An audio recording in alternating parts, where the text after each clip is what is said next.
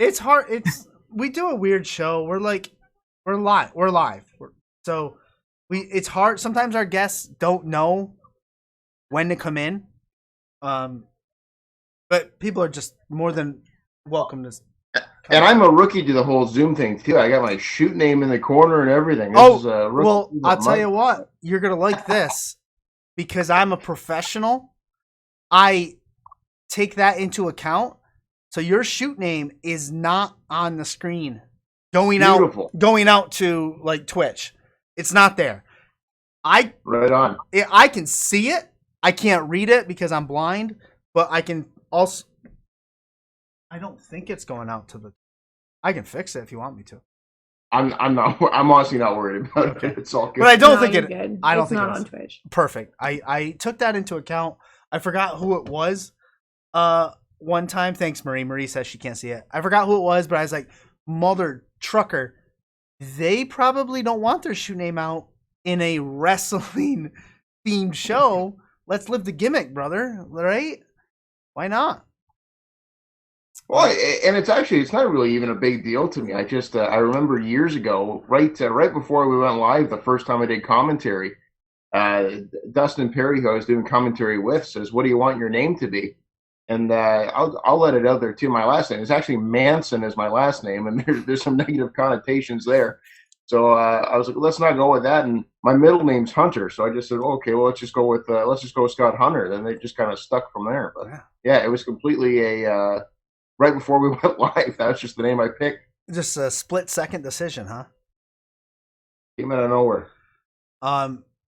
For those of you that don't know, this is Scott Hunter, a commentator. Actually, I wouldn't even call you just a commentator. I would call you, what was it, jack of all trades, maybe, for everything to do with Smash Wrestling except getting in the ring.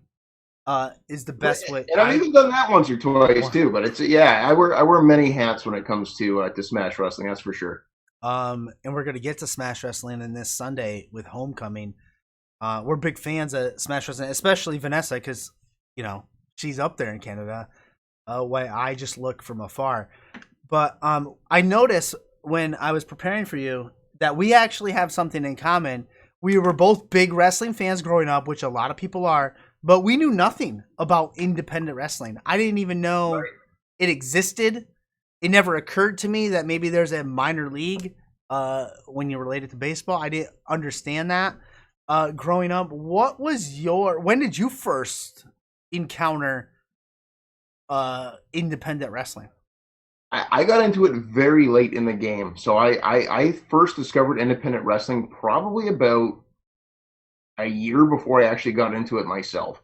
I would have been in my early 20s, and a buddy of mine was really big into Chikara Pro Wrestling at the time, and he kept sending me videos, and I was like, "Oh, this stuff's hilarious!" And then they had the big King of Trios tournament, and me and a couple buddies made a trip down there for that. And I fell in love with the atmosphere of it. It's a lot more intimate when you have your.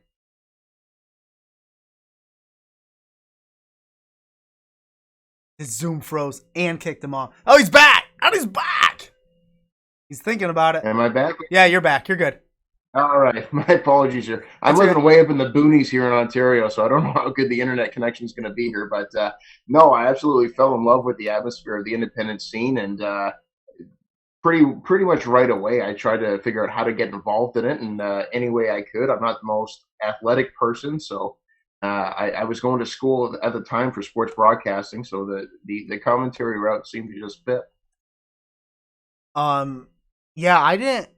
I guess if you count Ring of Honor as independent wrestling, I guess that was my introduction to it. But other than that, I didn't delve deep into it. Like, I consider myself, I took a deep dive into independent wrestling when COVID hit. For many different reasons, and then this show, and then bringing Vanessa on, who I've said this many times, literally opened my eyes to the world of independent wrestling, specifically Canadian independent wrestling, which is just insane. It's just a hotbed is a word people throw around all the time. And it's really picked up a lot over the last few years. Yeah. I don't know what it is about it, but Smash Wrestling, Crossbody, Chem Valley is the other one I enjoy. I mean, there's a lot, a lot. Well, and that's the thing is that there's so much in independent wrestling. There's so many opportunities for if you're an independent wrestler to get out there and get some work, uh, and all across Ontario, really, not just Ontario, out west. There's a lot of great wrestlers coming out of the western provinces as well, and out east is starting to pick up as well. So it's, I mean, realistically, it's a very vast wrestling hotbed that we're starting to brew up here in Canada, and I know it's something that Smash Wrestling is definitely on the pulse of, and we're hoping to one day expand beyond Ontario within Canada as well. Um, you've been in the quote unquote wrestling business. Correct me if I'm wrong. For about 8 years or so. About that. I think once you take COVID out of it, yeah, about eight. I laugh because there's a lot of stuff where when I'm trying to think back of how many years or how long or this or that, I do forget the COVID years for myself. I just step away from my shoot job for like I think it was 2 years or a year and a half, and those years are like a blur to me. I don't remember I them. did the same thing. I equated to the Marvel movies where the snap happened and everyone Yeah, came back to call it the blip. I call it the blip. Two yeah. years. Oh, that's phenomenal. That's a great comparison and reference. Sorry to laugh for such a serious topic, COVID, but we're not going to delve into that. When you got started on commentary, uh, getting involved in that, you had sports journalism, I believe, is what you were going for. Yep. You were. Let me see if I get this right. You were doing a tryout. You were only going to do it for like one show or one night. How does that lead to like over 1,000 shows? Like, where? What am I missing? Yeah, I have no idea. I really, I just right guy, right place, right time. That's all I can equate it to. It wasn't even supposed to be one night. I just want to call one match. I was given the opportunity to call a dark match Yeah. on the show, and this is how the name thing, like I was saying earlier, came out of the blue split second because it was a dark match. We were just kind of testing out the equipment, testing out cameras, and yeah, at the end of the dark match, the owner walks by and he says to the guy he called the match with, he says, "How was he?" He says, "He was perfect." And he looked at me and says, "You want to call the show because we're starting in 10." Okay. So yeah, we were about to go on the air. So what's your name going to be? And I don't know. I wasn't prepared for it. I wasn't expecting any of this. And one show led to a second show led to a third, and before I knew it, I was in it. What was their plan? If you said no, I just wanted to do one. I got to go home. What would they have done? I don't know what their plan was. I mean, it probably would have been a solo show, which I've Right. done a couple of those. It's very different. Yeah. I don't know how Joey Styles did it for all those years, Right. but yeah, I don't know what the game plan was if I said no or if I sucked or what the plan was, but luckily it worked out. Um, I'm gonna get to Joey Styles, some influences, and some other announcers in a minute. You've done a solo show. Do you prefer? This is probably a dumb question, but I'm gonna ask it. Do you prefer play by play, color analyst? Does it change if you're doing wrestling or if you're doing another sport? It does change. I think a lot of it changes based on a lot of it changes based on your knowledge of what's Right. happening and the True. people involved in it. Well, I personally feel a lot more comfortable on the play by play side of things. I do enjoy the color side of things. I enjoy throwing tidbits there, and I think a lot of times too it depends on who your dance partner is when you're calling a show, and what their strengths are and what their comfort zone is as well. When I started out doing color, and we something wasn't clicking, and we pulled a switch. And the second we flipped that switch, and I moved to play by play, and Dustin, who was doing it with me at the time, switched the color. It just like everything just started clicking. He was more in his element. I was more in my element, and it just flowed. It just flowed well. And I think a lot of my training in commentary, as much I went to school for it, but Right. there is no school for pro wrestling Yeah. commentary. Uh, you got to love what you do. And my training was on the fly. It was on the job as I went. And the more shows I did and got under my belt, the better I got at doing it. We got to a point where it just became a full time gig. So your training is on the fly, on the job as you're doing it. Do you go back and watch people like a Joey Styles, a Jim Ross, a Josh Matthews, for Impact, people like that? Mike, do you go back and teach, go backpedal and teach yourself I forward? 100%. I think you'd be foolish not to. I think that anytime I'm watching wrestling, even now, even the current product now, with you got your Pat McAfee's and your Yeah. Corey Graves and Cole, like for as much flack as he gets from people, he's fantastic at what he does. And I think that you'd be foolish not to pull from those influences. You don't want to necessarily be a carbon copy of what's out there. You want to throw elements of yourself in there as well, but they are where they are for a reason. They've been where they've been for a reason. So it's uh, I pull influence from all. Obviously, Jim Ross is a major influence of mine, as he probably is for just about anyone doing Right. commentary today. He's part of pop culture back in the day, but yeah, I try to watch as much wrestling as I can. I draw influence from other independent commentators as well because it, there's so much wrestling out there. There's so many wrestlers out there. I can't possibly sit down and research all of them by myself. So I draw on other people's knowledge of matches that I'm possibly calling. I'm drawing on other people's knowledge of the move sets that are out there. I want to do my best to respect who's in the ring at all times. I do as much fun as we have doing it. I take it very seriously. They're telling a story in the ring, and my job is to narrate it. Yeah. And I really hope that I do justice every time I do that. Um, I want to get back to Jim Ross and the advice he got you or gave you. But I have a segue. I never follow my bullet points. I'm very unprofessional. You mentioned something there that triggered my mind. You, and I quote, said that you sit down with wrestlers an hour before the show to hear their version of the story that will be told in the match that you're going to call. So basically I'm curious to how much, like, how do you prepare for either one match or an entire let's say a card like this Sunday? um how much preparation goes into that?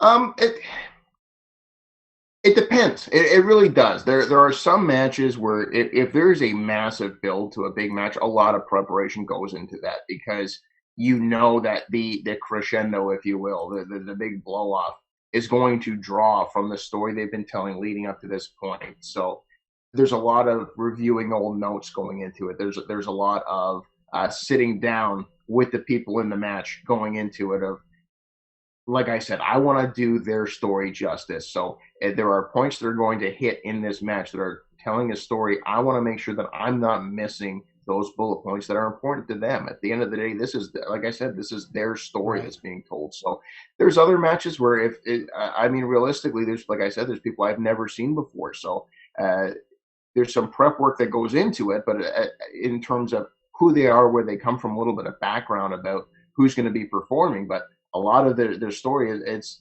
I've been doing it long enough now that I'm picking up on what they're putting down as it's happening live. So there's some matches where if I'm telling the truth, I don't put any prep work into it at all. I just kind of call it on the fly and wing it. And sometimes those are the best ways to go about it as well, because especially with some of the young kids coming in now, it's uh, can you tell a story that I can understand? If I can understand it, I got you. I got your back, and I can deliver this message Gotcha. to everybody watching.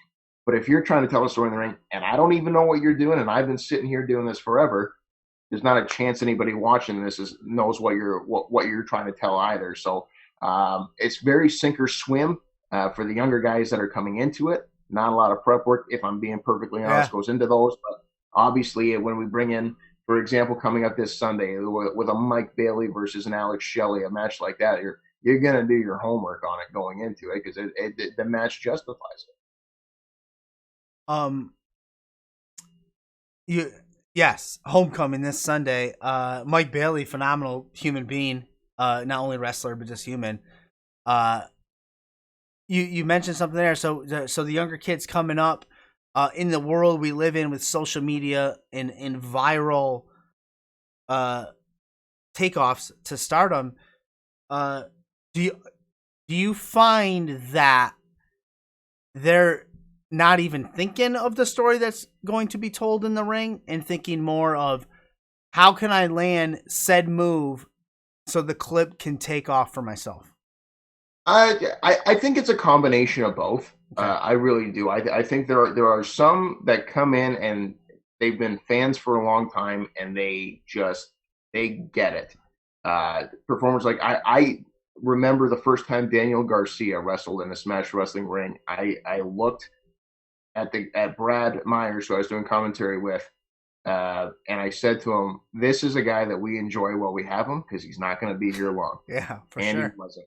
And because he got it, he understood the storytelling aspect, but he also understands the social media. I don't even understand the social media aspect of it. Obviously, I think I've got like 300 followers after 8 years. But there are some guys that come in, and that is their focus is on the character and on trying to go viral and getting those clips, those really short clips. So I think there's something to be said for both sides of the coin. Right. I don't think one way is right and one way is wrong. I think whatever gets you over is the right way to do it. Whatever you find works for you, you find a niche and you stick with it. Our champion right now, Kevin Bennett, he's been getting himself over. Not even sharing clips of him in the ring necessarily, right. Just by doing these raps online and everything else, he's gathering a following. And then they check out, okay, who is this guy? They look at, oh, he's a wrestler too. That's kind of cool. And then you go about that way. Whatever gets eyes on you and the product, ultimately at the end of the day, is the right way to do it. And I want to touch on Homecoming here coming up. I have one more question. I'm looking at the card right now. I see Mike Bailey. I see Psycho Mike. I think I just saw what was those Chem Valley Tag Champs? Oh, why can't I remember their fucking names? Books and Looks. Yeah, that's right. Books and Looks. I can see them. I got to get to them. But I think Jim Ross gave you some phenomenal advice, not only once, but twice. What was that advice he gave you? Well, I asked him, the first time I met him was at a meet and greet, and there's a Q&A session at the end of his kind of talk. And I asked him, I said, I'm just getting into the commentary gig myself. What, you got any advice for me? And he said, don't do it. And I said, I'm thinking, like, you've been doing it forever. What do you mean don't do it? But I think from his perspective, he's talking about life on the road, and kind of it really is a full-time job on top of, on the independent scene. I got a full-time job on top of a full-time job. So there's not a lot of time for anything outside of the realm of the spectrum of work here. But I did have the opportunity to meet him a second time in Las Vegas at the Cauliflower Alley Club reunion. And I sitting in the bar at the end of it, and it's an opportunity to buy Jim Ross a beer, you're going to take it. So I took the opportunity. I bought him a bucket of beers. And I sat down and I said, you probably don't remember me because you see people all the time. But about 4 years ago, I asked you for some advice. And he says, what did I say? And I said, you told me not to do it. He says, well, what are you sitting here for then? I said, well, now that I'm 4 years in, you got any more advice? And he says, yeah, don't do it, but I'll see you again in 4 more years. So I think I'm about due to have another sit down with him by the sounds of it. It's a very, very surreal experience to be able to be fortunate enough to be in an industry and that I grew up such a big fan of, and be able to cross paths with some people that I grew up idolizing, and to have them turn out to be some of them some pretty cool people, and you know, some of them it's okay. Well, that's how I expect this conversation to go, but very fortunate, very surreal feeling sometimes, just to be able to say that I share a little snippet of an industry with some of these legends. Yeah, I mean Jim Ross story is phenomenal. I didn't even know about the bucket of beers. But in 5 days, 19 hours, and 11 minutes, Smash Wrestling returns to London Music Hall on August 7th for Homecoming. Now, this is the first show for Smash since COVID? It is. It is. And That's that was a insane. long time coming. And that was a lot of patience went into that. We were back and forth for a long time about when to return, and then, to be honest, we were back and forth for a while about if we return. Yeah. Because we knew that when we did, we wanted to do it right. We didn't want to put on a show that was under the expectation of what the fans expect of us. We wanted to put on a show that everyone that lived up to the hype and lived up to people's memories of what Smash Wrestling was before the lockdown happened. And if we couldn't do that, then we weren't coming back.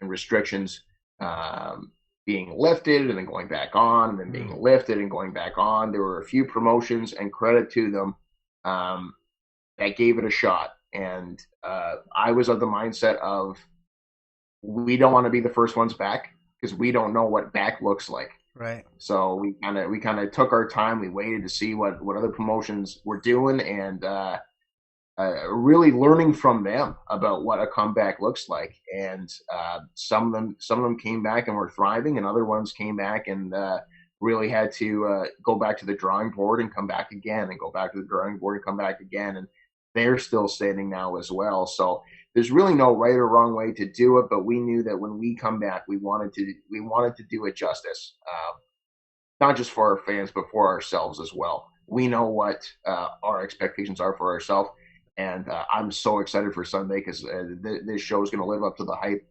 For all intents and purposes, we know the first one's going to be a smash. No pun intended. No pun We intended. know the first one's going to be a hit.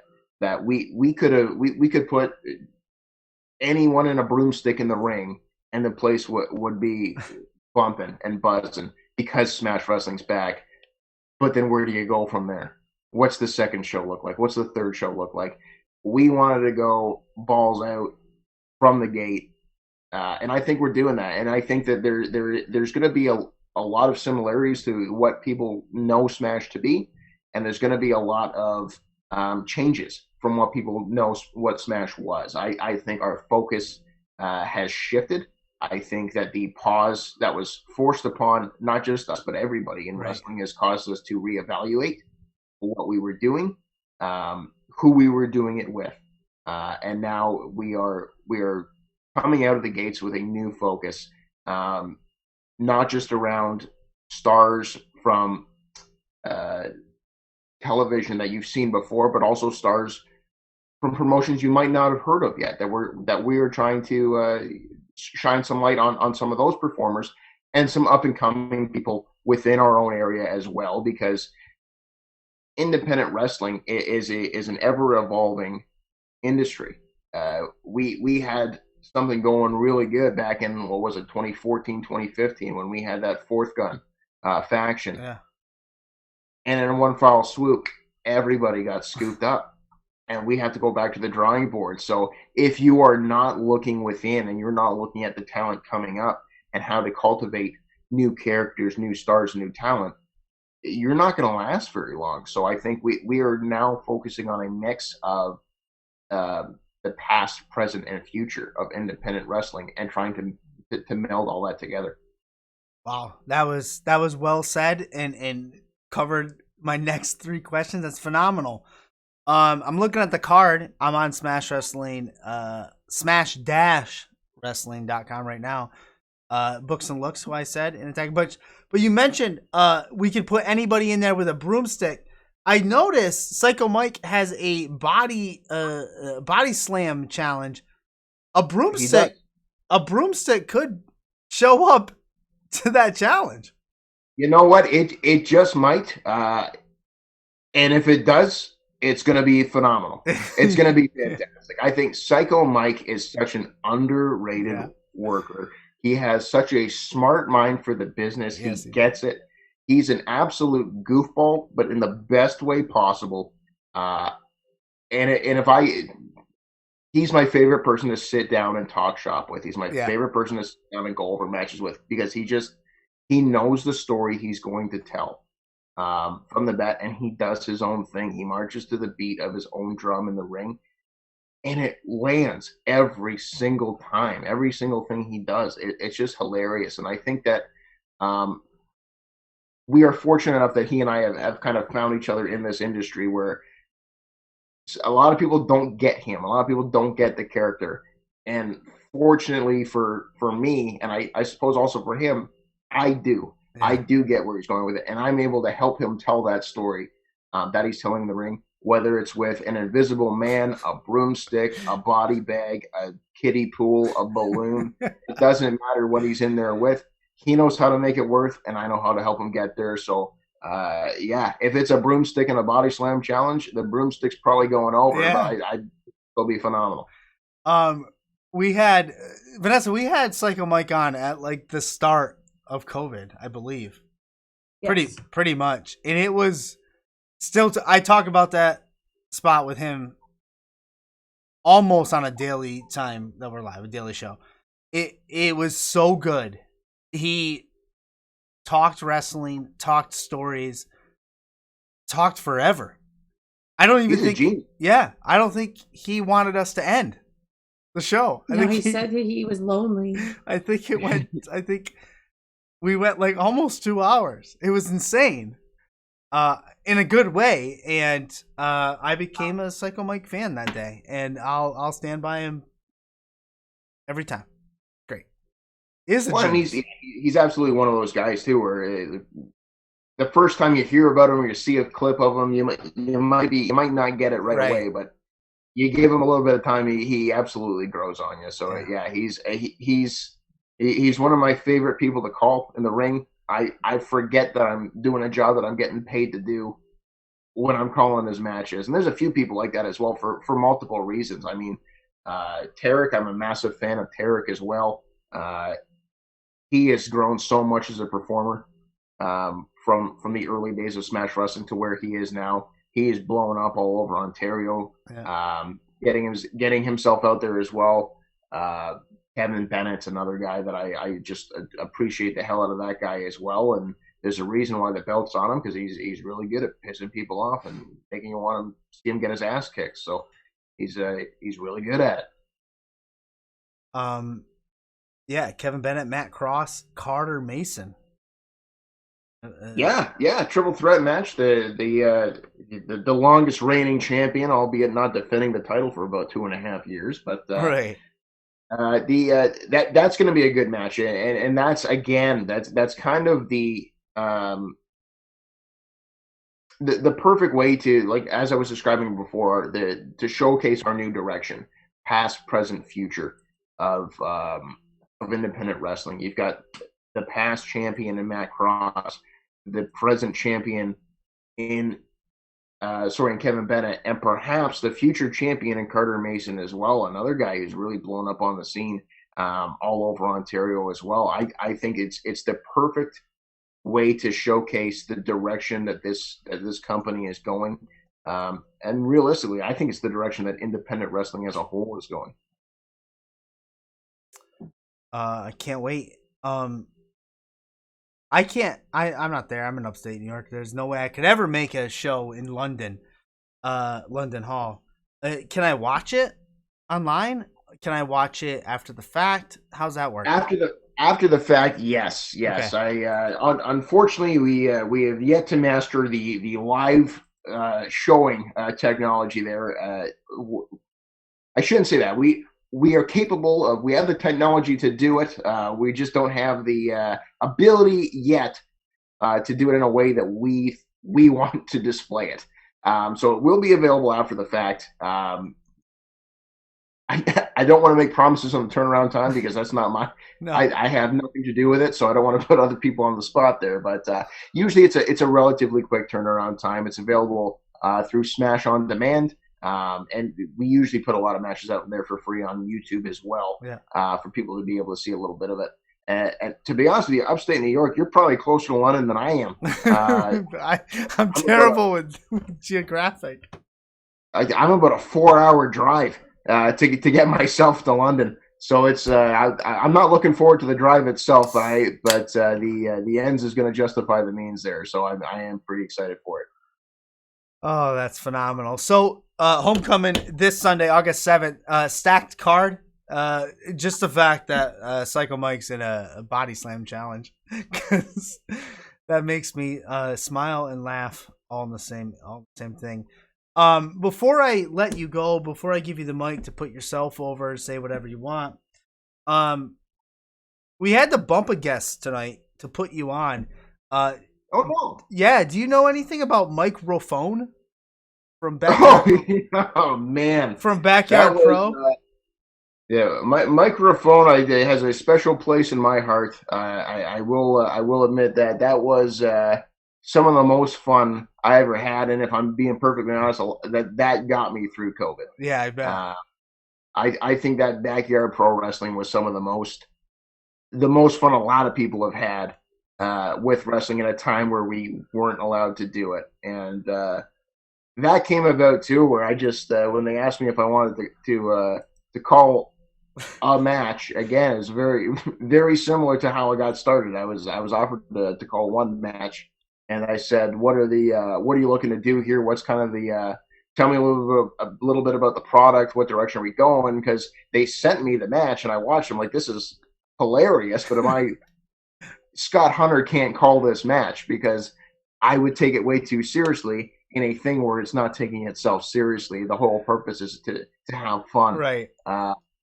So I said, like, do you care what I do?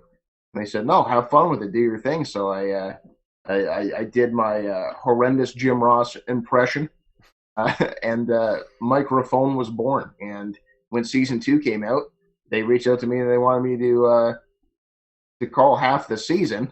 And then when season 3 came out, they wanted me to host the whole Tough Enough thing. So it was it's developed over time. I hope they keep going with it, even though back now. I hope, because that's, like I said, that's some of the most fun. It's a lot of times in the independent scene, things are always go go go, and I'd love to say it's always sunshine and rainbows in professional wrestling, but anyone who's ever worked it can tell you that it's not always the case. And a lot of times the social medias get to you. A lot of times the politics get to you, and there is none of that when it comes to Backyard Pro Wrestling. It is the most carefree, have fun, be a bunch of goofs, and get back to what got you right into wrestling in the first place. I think it was such an important message for me, because they were able to get guys from promotions all over Ontario that realistically you're not going to see that crop of people in any promotion in Ontario. I would love to see it happen one day, but there's too much. I don't even know the word for it. There's just too much going on for that to even be possible, I think, and it's a shame, because there are some really good people, no matter what promotion you choose to watch in professional wrestling, and for everyone to kind of come together and realize that at that time we didn't lose Smash Wrestling during COVID.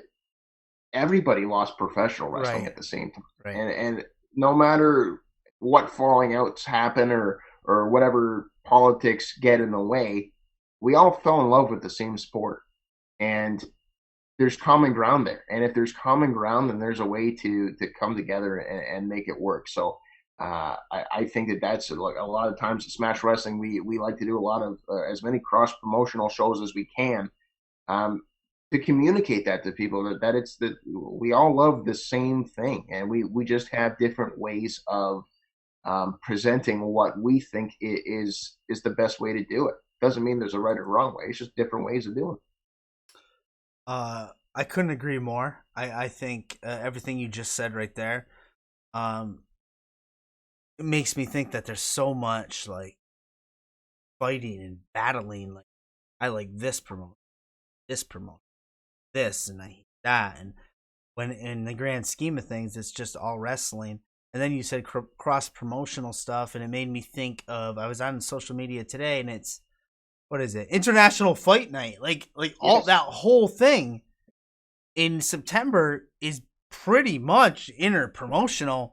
Like, and that's through the And roof. that's the spirit of it, and that's what I mean. It's going back to the new direction of where Smash Wrestling is headed. Is that we are trying to break out of that mold.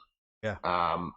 We're not saints. We are just as guilty as anybody else of adding to the tension, adding to the turmoil that exists in Ontario professional wrestling. Ontario is not the only place that has it. I'm sure upstate New York has its little squabbles. I'm sure Florida has its squabbles, and I'm sure Japan has its squabbles. But it's at the end of the day, like I said, we all fell in love with the same thing, and we are trying to break. We can only speak for ourselves. We're trying to break ourselves out of that mold, and we're trying to showcase the fact that there is great talent all over the place and try to break those barriers down.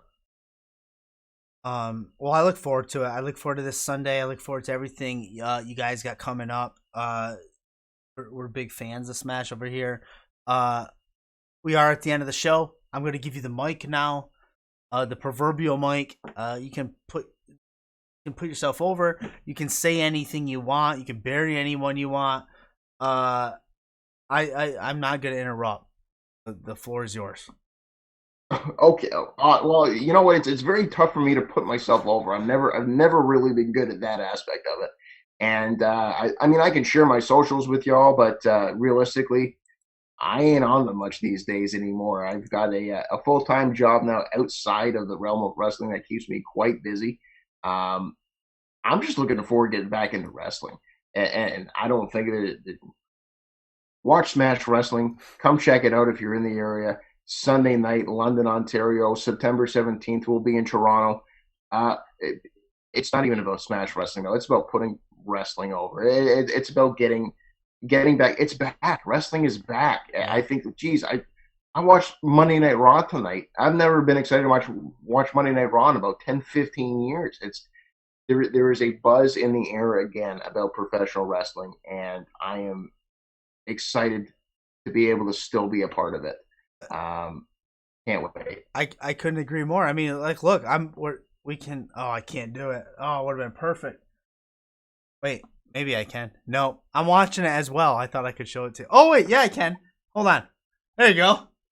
There we go. For some entitled see, we can all watch it together. Cash a few paychecks. Except I'll get fined or something for that. Watching it live. But yes, I agree. We can delve down now another time. The change and all the stuff that's going there. People are excited for Raw, which was on tonight. But not as excited for Homecoming this Sunday with Smash Wrestling. Scott, Mr. Hunter, you've been a pleasure to have on tonight. You worked the Zoom just perfectly. And you're welcome back anytime. Our door's open. I appreciate it, man. I had a lot of fun here. Thank you very much. Yeah, anytime. Great conversation. Have yourself a great night. You as well. Take care. Peace. Oh,